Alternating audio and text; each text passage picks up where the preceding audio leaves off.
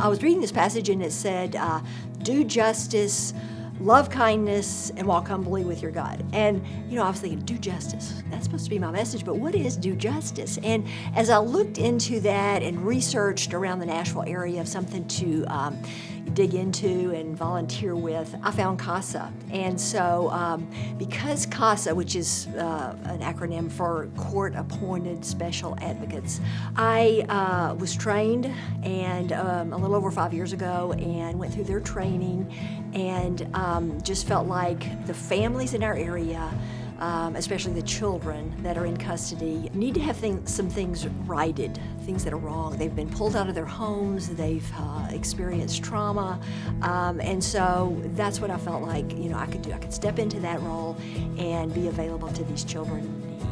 It was a no-brainer for us to nominate Barbara for this award. Barbara, is sharing all the things that she does, continually shows up for the kids that we serve. She's also been an amazing peer coordinator, which is some of our more seasoned volunteers who've been with us for a handful of years that help us supervise new volunteers on their cases. And she's just willing, she's got a heart of gold and willing to show up. She meets people where they are.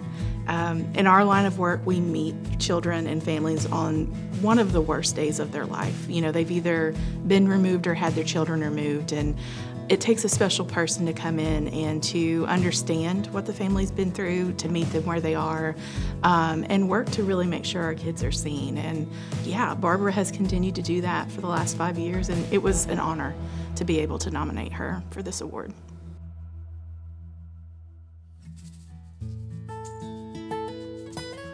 Volunteering at St. Luke's in particular speaks to me because I have never been hungry a day in my life.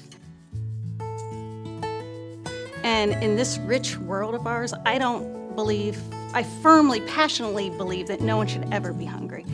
And at St. Luke's, they provide the most basic fundamental necessity of food and good nutrition. And I passionately believe that if you are hungry, you can't do a good job at work. You can't learn at school. You can't move forward in your life if you are stuck thinking about your next meal. And so at St. Luke's, they provide the means for people to stop worrying about food and to move themselves forward. And that just speaks to my heart. It really is something I believe is the right thing in our world.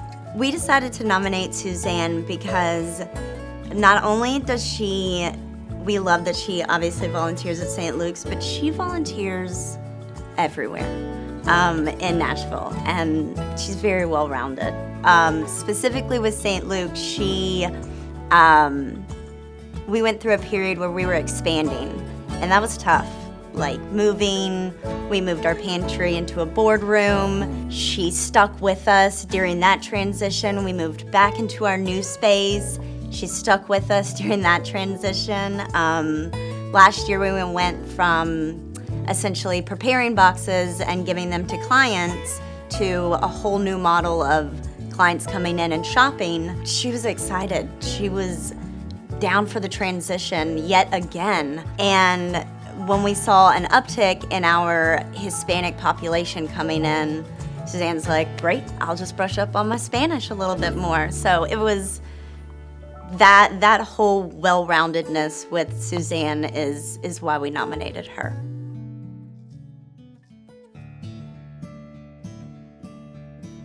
I was nominated by the Nashville Food Project with Trinity Commons. I've been a volunteer with the Nashville Food Project for about 20 years. In fact, before it was called the Nashville Food Project. I worked in the field of strategic communications, and most of my career I worked in the nonprofit sector, doing work that related to family systems that included violence and poverty. And so when I retired, I decided that I wanted to focus on my retirement time on actually getting my hands involved in the work that I so deeply believed could change our community. Community building is possible in every neighborhood if neighbors show up.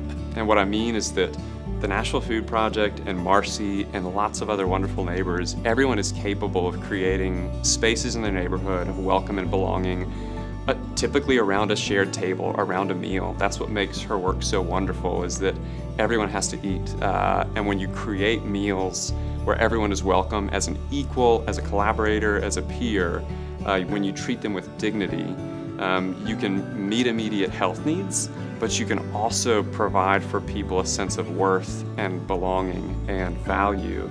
And Marcy creates that. The Nashville Food Project creates that, and every neighborhood can do it. So rather than seeing it as something special or unique, I'd rather folks see Marcy's work and see the work of the Food Project and say, my neighborhood should have this.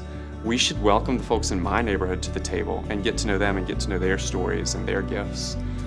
So that's what I want people to know, is like this should be happening in your neighborhood if it's not already.